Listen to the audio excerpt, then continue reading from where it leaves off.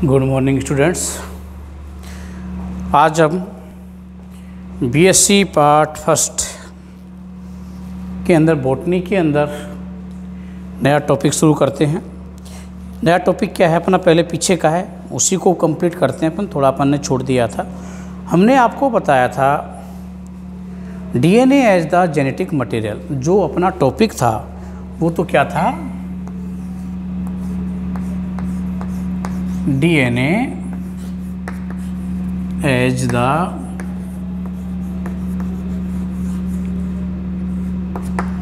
Genetic material, ये अपना topic था। इसमें अपन ने आपको ग्रिफिथ का क्या कराया था,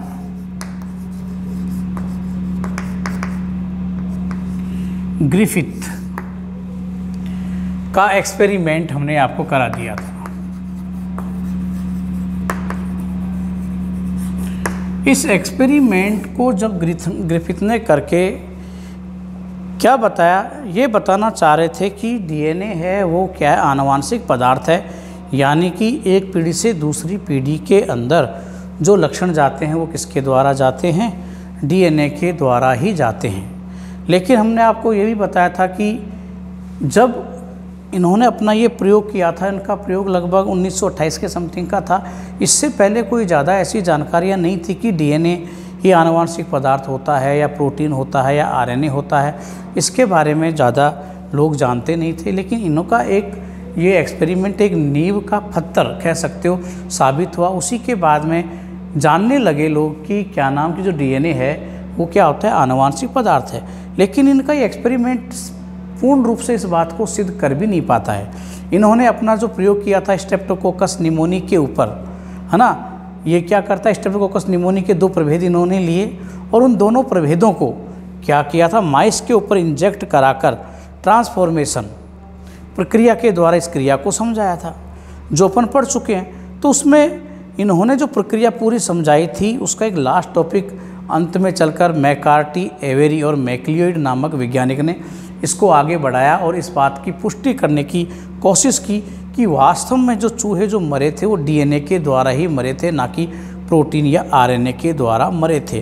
रूपांतरण होता कैसे है और किस प्रकार से क्रिया हुई, उस चीज़ को हम आज और पढ़ते हैं ढंग से। तो हम आज आपको मैक्लियोइड एवेरी के एक्सपेरिमेंट को लेकर यहाँ चलते हैं। तो अपना जो एक्सपेरिमेंट है आज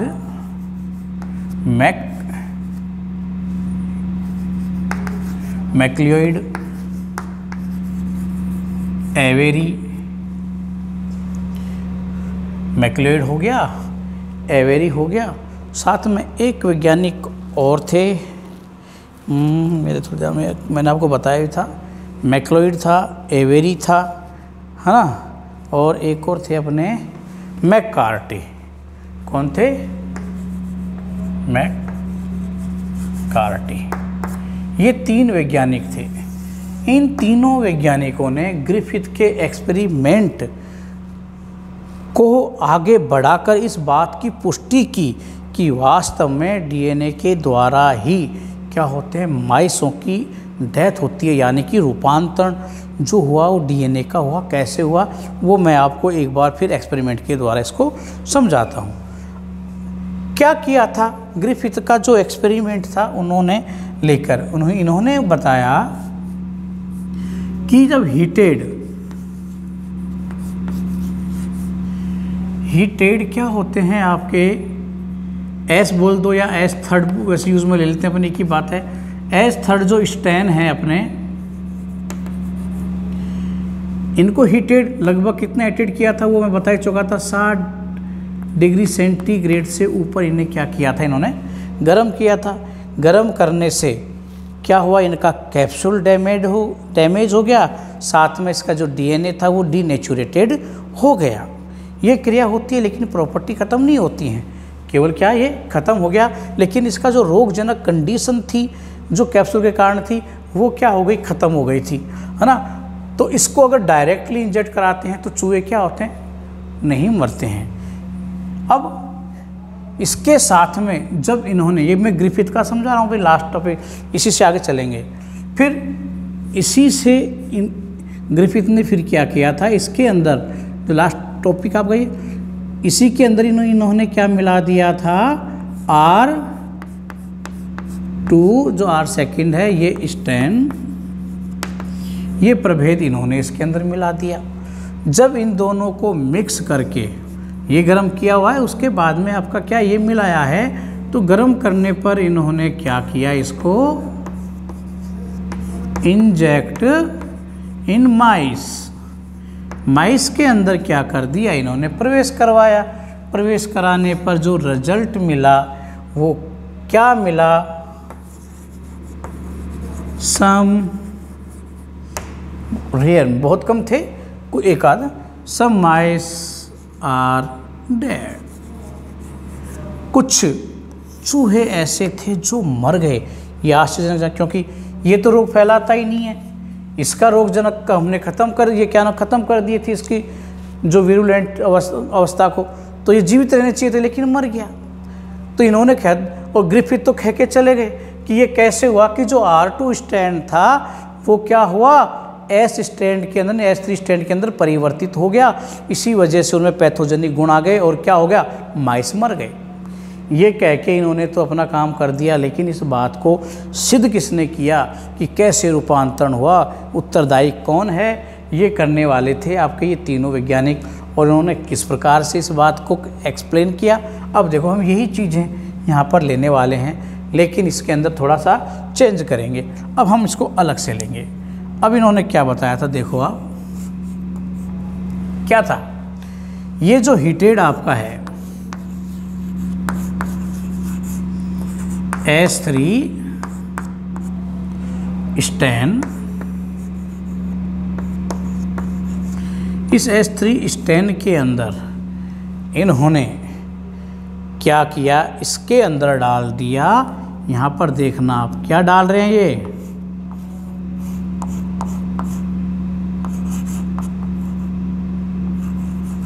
RNase plus proteinase. RNase RNA को नष्ट करेगा, प्रोटीनेज प्रोटीन को नष्ट कर देगा। इसके अंदर RNA और प्रोटीन है, वो दोनों क्या हो गए, नष्ट हो गए। ये करने के बाद में इस मिश्रण के साथ में इन्होंने क्या मिला दिया, इसके अंदर R2 क्या कर दिया, R2 स्टैन को मिक्स कर दिया। अब इस मिक्सचर को वही क्या करा दिया, इंजेक्ट इन माइस। रिजल्ट क्या आता है ये देखना है। तो रिजल्ट क्या आया इसके अंदर, अगर ये कंडीशन करते हैं तो माइस आर डेड। तो यहाँ पर क्या देखा,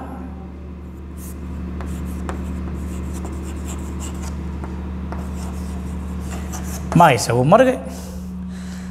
माइस मरे क्यों, अब ये देखो, नष्ट क्या किया, आरएनए को नष्ट किया, प्रोटीन को नष्ट किया, यानी कि इस सॉल्यूशन के अंदर आरएनए और प्रोटीन दोनों चीज़ें क्या हैं, नहीं है तो क्या है, केवल डीएनए है। क्या है, केवल डीएनए है।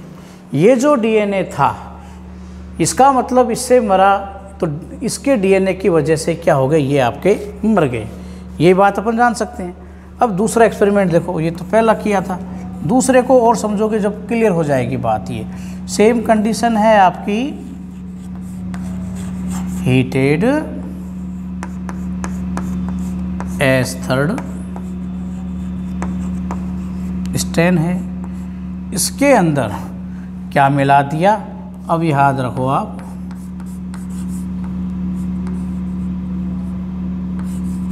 डीएनएज मिला दिया। अब डीएनएज जब मिल गया भाई, तो क्या नष्ट हो गया, डीएनए नष्ट हो गया, और इसका वही मिश्रण इसमें क्या किया है, R सेकंड स्टैन के साथ में इसको मिक्स कर दिया गया और इंजेक्ट करा दिया इसमें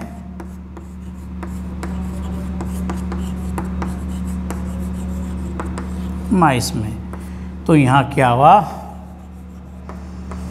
माइस आर एलाइव, यहाँ जीवित मिले। इसमें जब ये कंडीशन करी तो क्या देखा, यहाँ माइस आपको जीवित मिले। अब ये भाई ये तो क्यों मिले, क्या नष्ट हो गया, डीएनए बचा, क्या आरएनए प्रोटीन बचा, डीएनए नष्ट हो गया। अब इसको इसमें मिक्स कर दिया तो मरते नहीं हैं। तो इन दोनों एक्सपेरिमेंटों को देखने पर क्या करता है, जहाँ पर डीएनए था, है ना, यहाँ तो डीएनए था और यहाँ डीएनए क्या है, एब्सेंट है, यहाँ क्या है, एब्सेंट है।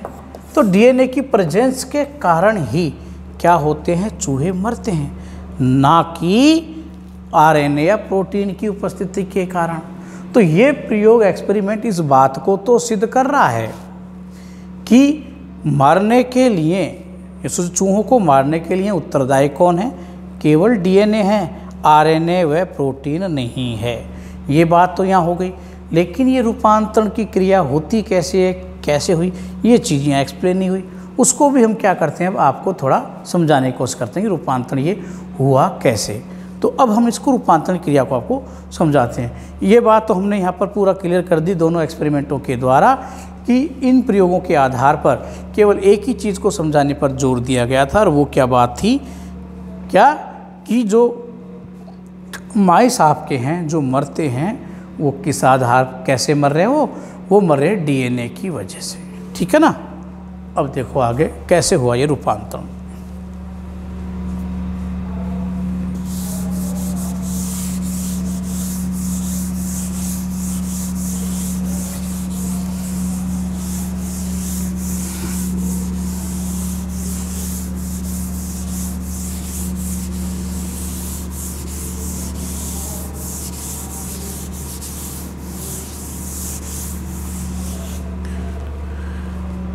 अब देखिए रूपांतरण में क्या होता है।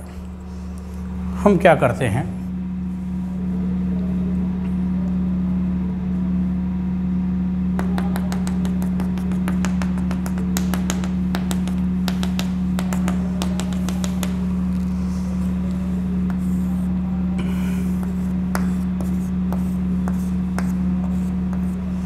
ये है आपका हीटेड एस्थर्ड स्टैन। अब इसमें क्या हो गया है, आप देखो, ध्यान से देखना इस चीज़ को। जब इसको हमने गर्म कर दिया तो गर्म करने पर क्या देख रहे हो आप, इसकी कैप्सूल तो गई, गायब हो गई, कैप्सूल तो गायब हो ही गई, और इसका डीएनए भी डीनेचर हो गया। तो डीएनए पार्टों में क्या, ये टूट जाता है। तो ये तो क्या है, आपके डीएनए के खंड है, फ्रेगमेंट ऑफ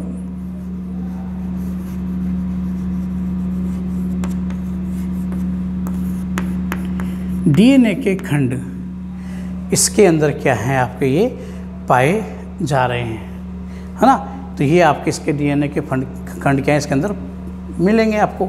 और हमने क्या किया है, अब उस चीज़ को जो प्रयोग किया था, मैं उस चीज़ को क्या है आपको एक्सपेरिमेंट के द्वारा भी उसी बात को क्या दोनों तरीके से कर देता हूँ, यहाँ पर थोड़ा सही रहेगा, यानी दोनों एक्सपेरिमेंट। अब इसमें हमने क्या कर दिया, ये तो हो गया, लेकिन इसमें हमने क्या मिला दिया था, आरएनएज जो मिलाया था अपन, इसमें आरएनएज मिला दिया और क्या मिला दिया,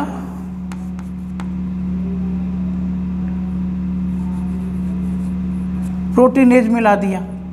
तो इसके अंदर क्या है, डीएनए तो प्रेजेंट है, लेकिन इसमें आरएनए व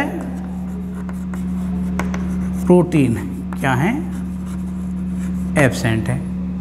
इसकी वजह से अब इसको जब हम क्या करते हैं, अब देखो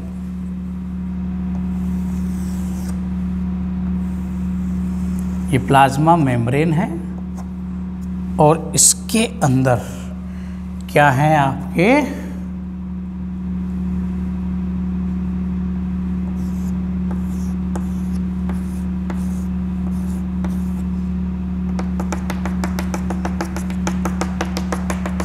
ये है R सेकंड स्टेम हो गया। अब इसमें देखो ये प्लाज्मा मेम्ब्रेन है इसकी,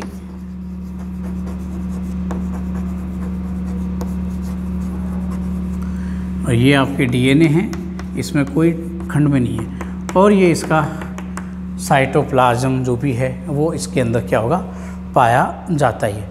इस कंडीशन के अंदर रहता है। यहाँ इसकी प्लाज्मा मेम्ब्रेन डैमेज नहीं होती, जबकि गर्म करने के कारण ये टूट जाती है। और डीएनए भी आपको देखो खंड में मिलेगा, यहाँ खंड में न होकर एक व्यवस्थित रूप में क्या होता है, ये पाया जाता है। जब इनको हम क्या करते हैं, साथ में मिक्स करेंगे, तो मिक्स करने पर जो आपको कंडीशन नज़र आती है वो कैसी नज़र आएगी बाद में, ये सॉल्यूशन को एक साथ करेंगे तो ये एक सॉल्यूशन की कंडीशन है जो देखो इस प्रकार से नज़र आने वाली है आपके पास। अब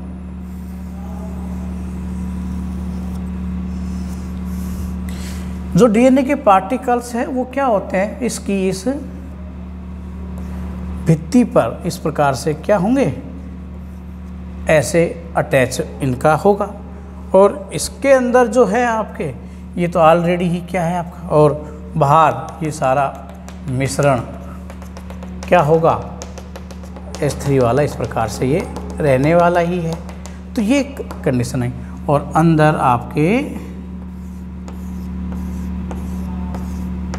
ये डीएनए आदि आपके ये रहने वाले। ये क्या हो गया, मिक्सचर, इन दोनों का सॉल्यूशन हो गया। यानी कि इसके अंदर S3 व R2 का क्या हो गया, ये एक मिक्सर ही हो गया आपका। इस प्रकार से ये कंडीशन में आपका रहेगा। अब क्या होता है आगे वाली कंडीशन में, ये जो आपके डीएनए कौन से हैं, S3 के डीएनए फ्रेगमेंट जो हैं आपके, ये क्या होते हैं, अंदर प्रवेश कर जाएंगे। और अंदर प्रवेश करने के बाद में R2 के डीएनए के साथ में, ये किसका था, R2 का डीएनए है। R2 के डीएनए के साथ में क्या होते हैं, किसी एक जगह पे जाकर अटैच हो जाते हैं। और आपस में इंटीग्रेटेड होने के बाद में इनका क्या होगा, रिप्लिकेशन आदि होता है। रिप्लिकेशन आदि होने के कारण इनमें जब नए बनेंगे ये, तो क्या होगा, S2 और S3 दोनों के कैरेक्टर्स के अंदर आएंगे। अभी बता देते हैं आगे। ये कंडीशन आ गई। ये कंडीशन आने के बाद में अब देखो क्या हुआ,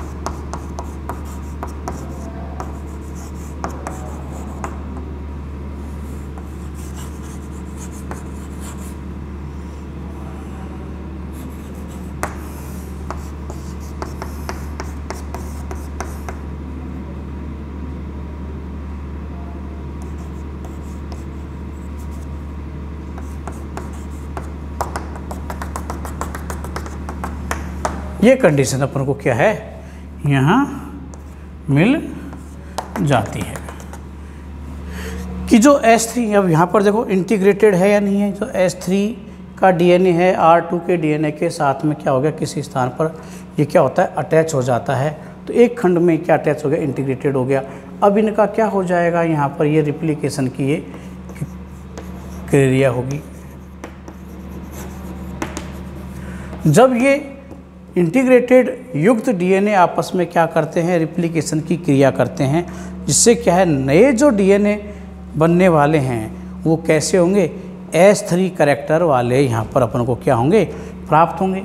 अब जो नए बनेंगे, तो जो नए बने उनका कैरेक्टर किस प्रकार का होगा, S3 प्रकार का होगा।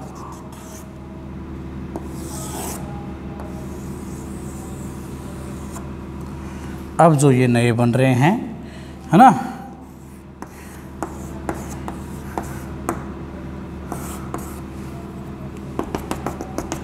तो ये कैसे हो गए आपके, ये S3